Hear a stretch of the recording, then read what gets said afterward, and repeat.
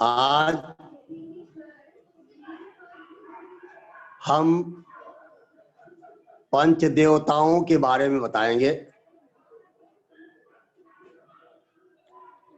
पंच देवता ओम विश्वानि देव सवितर दुर्तानि परासुव जद्भद्रं तन्न आसुव। ईश्वर एक ही है।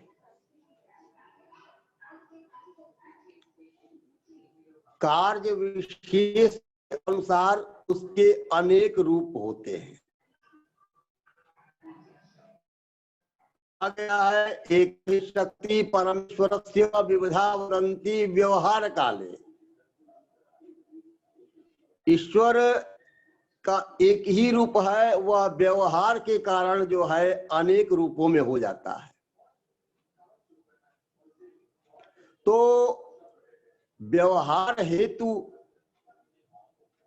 जो परब्रह्म परमात्मा है वही अमूर्त होते हुए भी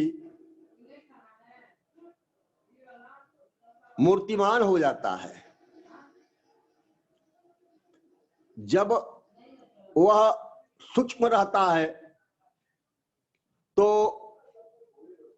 ब्रह्म रहता है, परब्रह्म रहता है, और प्रकृति के साथ जब उसकी समन्विति होती है, जब मेल होता है प्रकृति और पुरुष के योग से, जो है पुरुष मतलब परमात्मा, पुरुष मतलब ब्रह्म, पुरुष मतलब सूक्ष्मतम सत्ता, और उसी की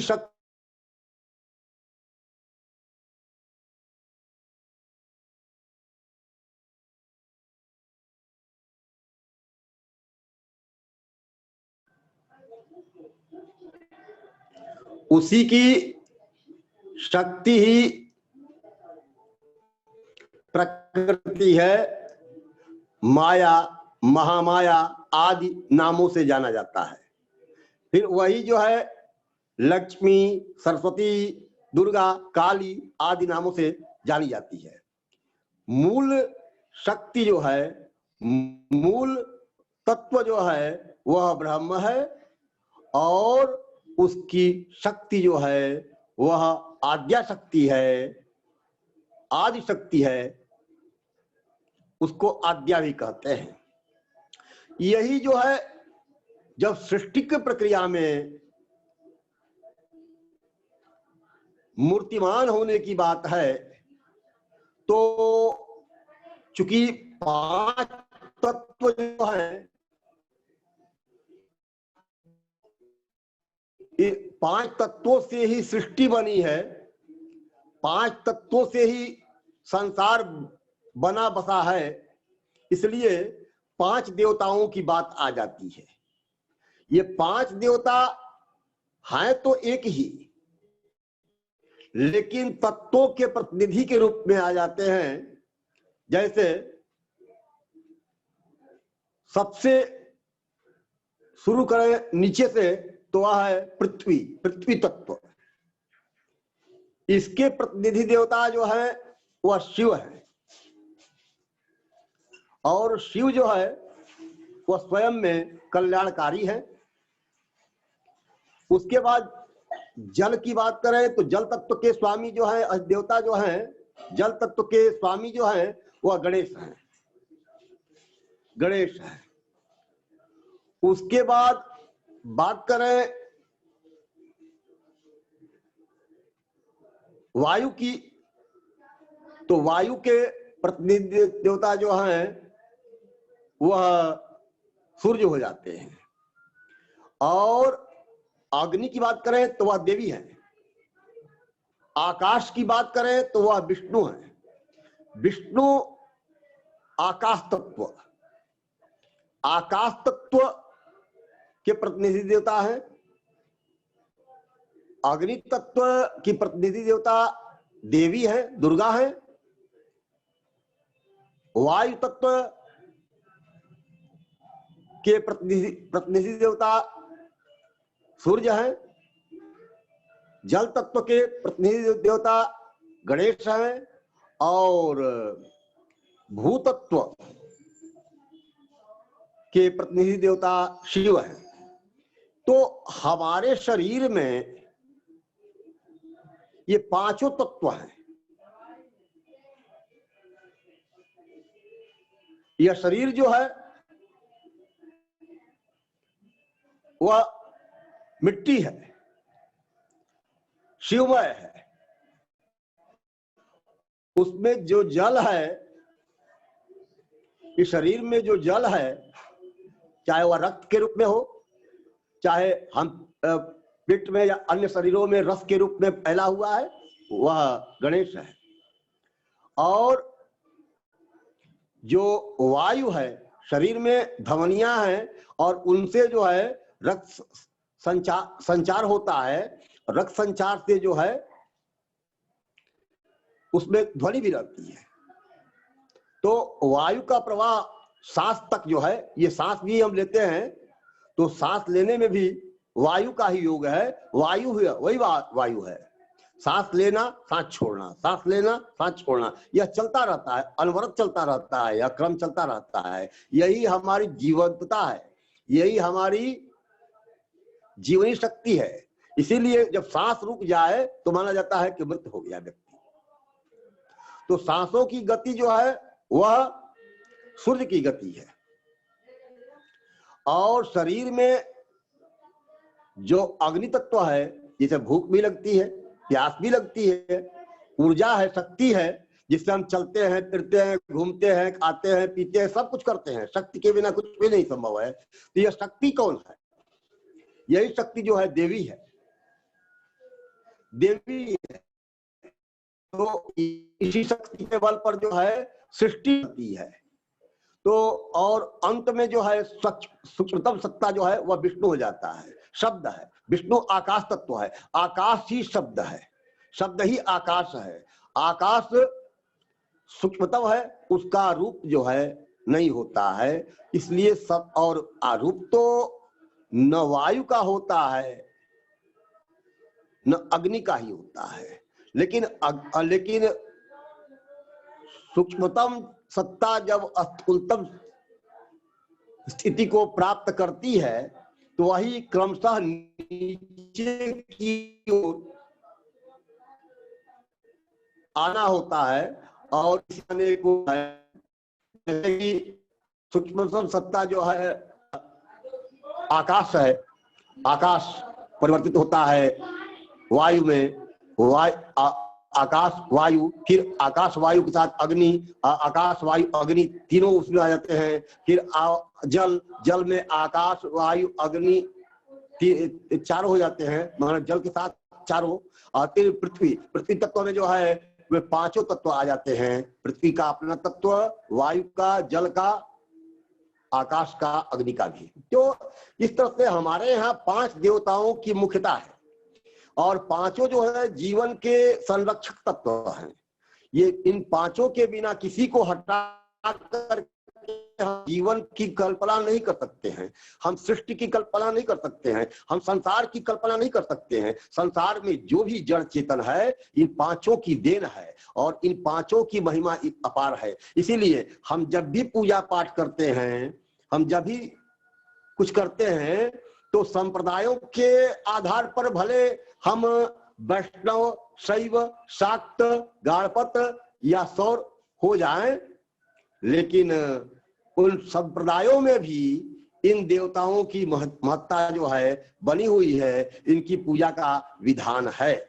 इसलिए किसी को किसी से अलग करके देखना हमारी दृष्टि नहीं होती है। हम तो मानते हैं कि एक ही शक्ति जो है, एक ही ईश्वर जो है इन तत्वों में विभक्त है और वही सृष्टि का संचालन करता है, वही हमारी रक्षा करता है, वही संसार को बनाता है, बसाता है और संहार भी वही करता है।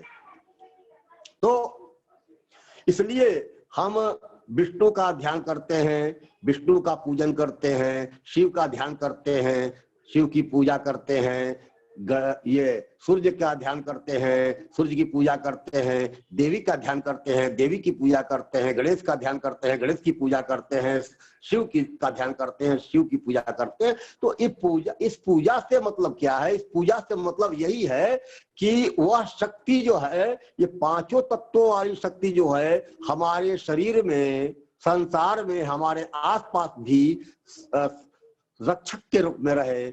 मतलब कि वायु, जल, अग्नि, पृथ्वी और आकाश, ये पांचों जो हैं, जिस रूप में, जिस अवस्था में हमारे शरीर में हैं, जो हमको सम रख सकते हैं। हमारे शरीर में जितना आवश्यक जल है उतना रहे, जितना आवश्यक पृथ्वी तत्व चाहिए उतना रहे, जितना आवश्यक वायु तत्व रहे। तो इसके लिए हम पांचों देवताओं की पूजा करते हैं। तो पंच देवताओं की पूजा का विधान हमारे यहाँ इसीलिए चला, और है तो एक ही, लेकिन 5 रूपों में देखने का मतलब यह हुआ कि हम सबको प्रतिष्ठा दे रहे हैं। क्योंकि हमारे यहाँ कोई ऐसा नहीं है कि कोई बहुत बड़ा, कोई बहुत छोटा है। हम तो समान दृष्टि देखने वाले हैं, संसार के सभी लोगों को भी समान दृष्टि से देखते हैं, और सभी ईश्वर के अंश ही हैं। तो इसलिए जो है, हम सबको सम्मान देते आ रहे हैं। तो विष्णु की पूजा, जैसे कि हम विष्णु का ध्यान करते हैं और विष्णु की पूजा करते हुए स्तुति करते हैं। एक स्तुति हम करें विष्णु की, कि शशांक चक्रम सकिरीट कुंडलम सपीत वस्त्रम सरसेरुहेक्षणम सहार वक्षस्थल कौस्तुभश्रियम नमामि विष्णुम शिरसा चतुर्भुजम। शशांक चक्रम, देखिए विष्णु के साथ जो है शंख, चक्र, गदा, पद्म, ये 4 चीजें रहती है उनके पास। शंख भी है, चक्र भी है, गदा भी है, पद्म भी है, कमल भी है।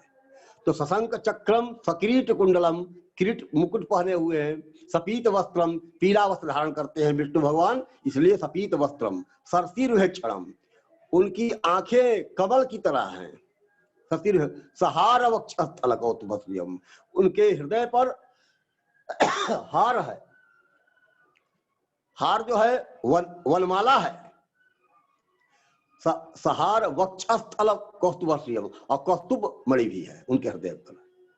तो नमामि विष्णुम शिरसा चतुर्भुजम, ऐसे विष्णु का हम ध्यान करते हैं, नमन करते हैं, वंदन करते हैं, प्रणाम करते हैं। अब शिव को ध्यान करें, शिव की प्रार्थना करें, शिव की स्तुति करें, तो कर्पूर गौरम करुणावतारम संसार सारम भुजगेंद्रहारम सदा वसंतम हृदयारविंदे भवम भवानी सहितम नमामि। कर्पूर गौरम, भगवान शंकर कैसे हैं? कपूर की तरह गोरे हैं, कपूर की तरह गोरे हैं। करुणावतारम, कर्पूर गौरम करुणावतारम, और करुणा के अवतार हैं, दया की मूर्ति हैं, दया के स्वरूप हैं, माने सद्य दयालु हैं, शीघ्र ही दयालु हो जाते हैं। इसीलिए उनका नाम एक है आशुतोष, और एक और है औढ़रदानी, तुरंत जो है प्रसन्न हो जाने वाले हैं। कर्पूर गौरम करुणावतारम संसार सारम, संसार का सार है, संसार के निचोड़ हैं, सांसारिक तत्वों के प्रतिनिधि हैं। और भुजगेंद्रहारम, उनके गले में जो है सर्प की माला रहती है, तो भुजगेंद्रहारम सदा वसंतम, हमेशा विराजमान रहने वाले। कहाँ विराजमान है? कहाँ विराजमान रहने वाले? सदा वसंतम हृदयारविंदे, हृदय में हमेशा विराजमान रहने वाले हैं। लेकिन शिव जो है, या कोई भी देवता शक्ति से अलग नहीं हो सकता है। इसलिए भवम भवानी सहितम नमामि, भव के साथ भवानी को भी प्रणाम करता हूँ, और भव शंकर भगवान के साथ पार्वती भी रहती हैं, इसलिए भवम भवानी, पार्वती के साथ शंकर भगवान को, शंकर भगवान के साथ पार्वती को भी प्रणाम करते हैं हम लोग। ये स्थिति हुई। अब गणेश की वंदना करें, तो गणेश की वंदना में जो सामान्य है वह गजाननं भूत गणाधिसेवितं कपेत्त जम्बो फल चारु भक्षणं उमासुतं शोक विनाशकारकं नमामि विघ्नेश्वर पाद पंकजम। गजाननम, हाथी की सूंड की तरह, हाथी का सिर उनका है, तो गजाननम। और भूत गणादि सेवितम, अनेक तरह के जो शिव के अनेक गण हैं, उनमें भूत गण आदि जो हैं ये उनसे सेवित हैं, भूत गणादि सेवितम। और भूत गणादि भूत प्राणी का भी कहा जाता है, तो अनेक तरह के प्राणी भी उनकी सेवा करते हैं। गजाननम भूत गणादि सेवितम कपित जम्बू फलचारुभक्षणम। कपित कैथ का फल उनको प्रिय है, और जम्बू फल जामुन भी प्रिय है। जम्बू फलचारुभक्षणम, बहुत रुचि से खाते हैं। उमासुतम, उमा पार्वती के पुत्र हैं। शोक विनाशकारकम, शोक को, कष्टों को, दुखों को दूर करने वाले हैं। नमामि विघ्नेश्वर पाद पंकजम, हम ऐसे गणेश जी को प्रणाम करते हैं, नमन करते हैं। ये तो अग्र पूज्य भी माने गए हैं ना। गणेश जी की पहली पूजा हमारे यहाँ जो है, कर्मकांड जब भी चलता है तो पहले गणेश की पूजा शुरू होती है, और अंत में प्रार्थना भी की जाती है, गणेश पूजने कर्म जन्यूनम अधिकम कृतम तेन सर्वेण सर्वात्मा प्रसन्न सुदाम। माने गणेश की पूजा में जो भी कमी रह गई हो वो प्रसन्न होकर के भगवान उसको पूर्ति करें, प्रसन्न हो हम पर, यह प्रार्थना है। तो गणेश की पूजा करते हैं। उसके बाद जो है, अब सूर्य की बात करें तो सूर्य क्या है कि ध्येया सदा सवितृमंडल मध्यवर्ती नारायण सरसिजासन सन्निविष्ट केयूरवान मकर कुंडलवान किरीटी हारी हिरणमय बपोदित शंख चक्र। देखिए, सूर्य को भी नारायण कहा गया है, सूर्य को भी विष्णु के रूप में देखा गया है। ध्येय सदा सवितृमंडल मध्यवर्ती, ध्येय सदा सवितृमंडल मध्यवर्ती, सवितृमंडल सूर्य मंडल में भगवान विष्णु ध्येय हैं, ध्यान करने योग्य हैं। ध्येय सदा सवितृमंडल मध्यवर्ती नारायण, कौन? नारायण विष्णु। सरसिजासन सन्निविष्ट, सरसिज कमल के आसन पर विराजमान हैं। केयूरवान मकर कुंडलवान किरीटी, केयूरवान मतलब बाजूबंद पहने हुए हैं। मकर कुंडलवान, मकर की तरह, घड़ियाल की तरह जो है कुंडल पहने हुए हैं। मकर कुंडलवान किरीटी हारी हिरणमय शंख चक्र। हारी मतलब हार भी धारण किए हुए हैं, जैसे पहले भी कहा गया कि वनमाला पहने हुए हैं, वैसे ही यहाँ पर सूर्य मंडल में भी भगवान विष्णु जो है वनमाला के रूप में वनमाला धारण किए हुए हैं, इसलिए हारी है। हारी हिरणमय शंख चक्र, और हिरणमय है मतलब कि सोने की तरह है, सोने की आभा की तरह है, सुनहले हैं और शंख चक्र धारण किए हुए हैं। ऐसे भगवान विष्णु ही शिव सूर्य में विराजमान हैं। देवी की प्रार्थना तो देवी कहना ही नहीं है। सर्व चैतन्य रूपाम ताम आद्याम विद्याम च धीमहि बुद्धिम जाना प्रचोदयात। समस्त आदि शक्ति, समस्त शक्तियों की शक्ति आदि शक्ति है यह, और समस्त चेतनाओं की चेतना है ये। सर्व चैतन्य रूपाम ताम आद्याम विद्याम च धीमहि, आदि विद्या है। बुद्धिम जाना प्रचोदयात, बुद्धि हमारी प्रेरित करें, बुद्धि को विकसित करें।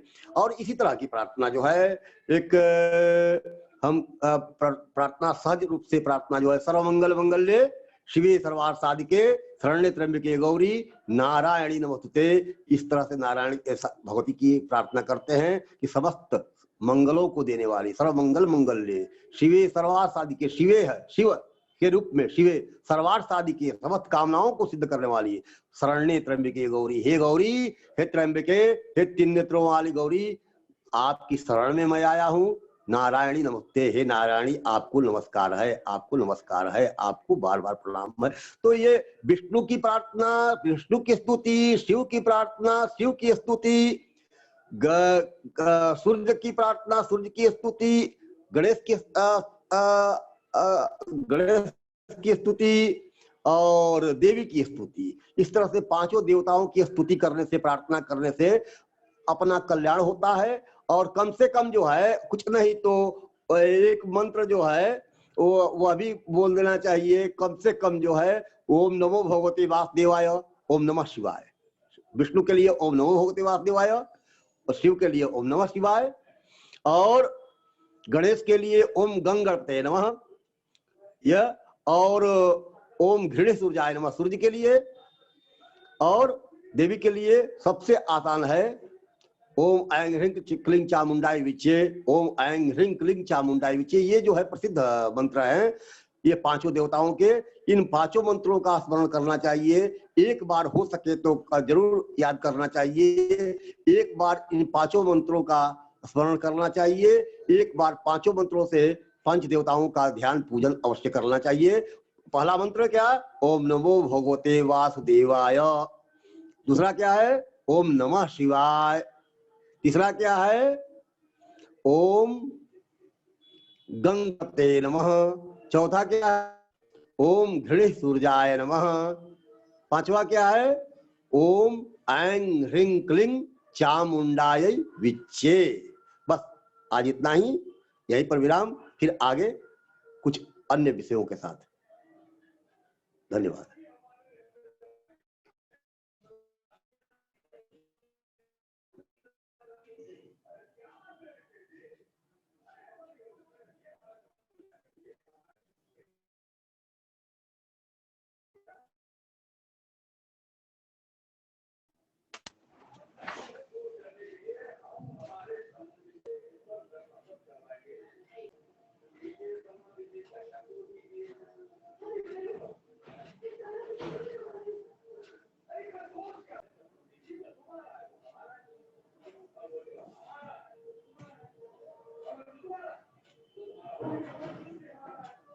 Guruji, I'll stop the recording here.